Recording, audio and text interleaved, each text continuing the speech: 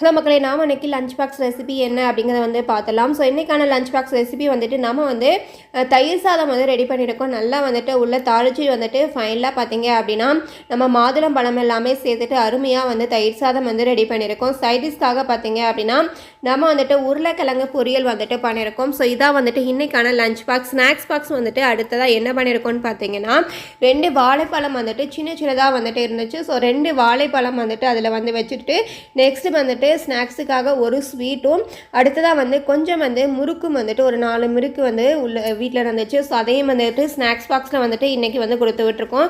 So இன்றைக்கான lunch box snacks box வந்துட்டு இதுதான்.